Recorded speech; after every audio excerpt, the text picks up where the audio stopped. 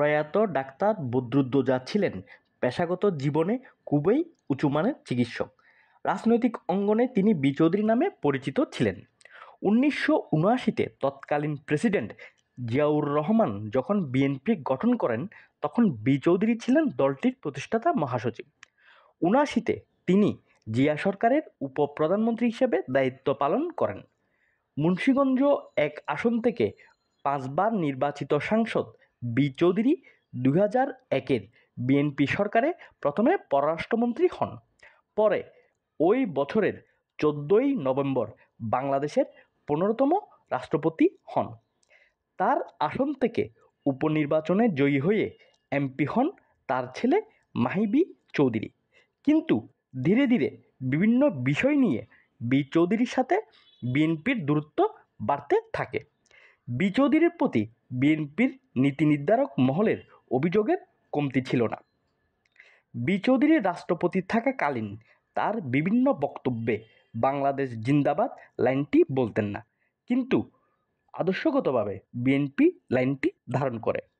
এটি নিয়ে বিএনপি নেতাকর্মীদের মনে চাপা ক্ষোভ ছিল।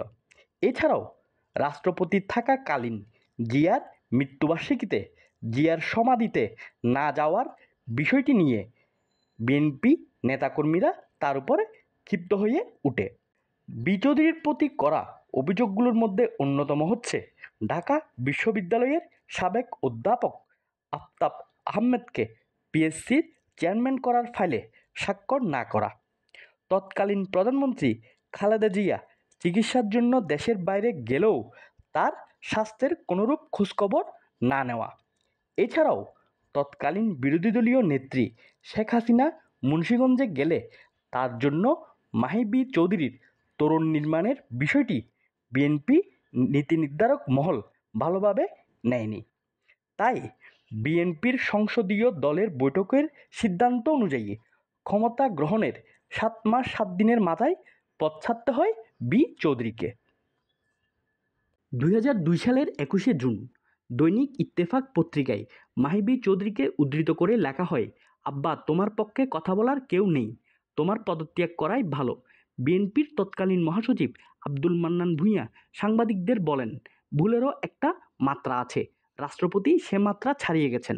রাজনৈতিক বিশ্লেষকদের মতে রাষ্ট্রপতি বি চৌধুরীর ছেলে হিসাবে জাতীয় রাজনীতি এবং বিএনপি দলের মধ্যে ধীরে ধীরে একটি শক্তিশালী বলয় তৈরি করছিল মাহি বি চৌধুরী, যা নিয়ে তারেক রহমানের কান ভারী করা হয়।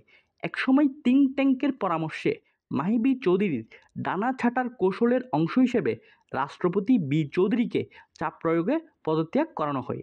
পরবর্তী সময়ে বি চৌধুরী বিকল্পধারা বাংলাদেশ নামের নতুন রাজনৈতিক দল তৈরি করেন।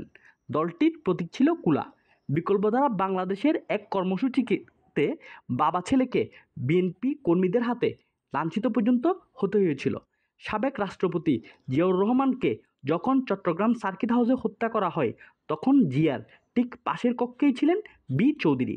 বি চৌধুরীর প্রতি বিএনপি নেতাকর্মীদের সবচেয়ে বড় অভিযোগ ছিল ঢাকায় জিয়ার জানাজায় তিনি অংশ নেননি।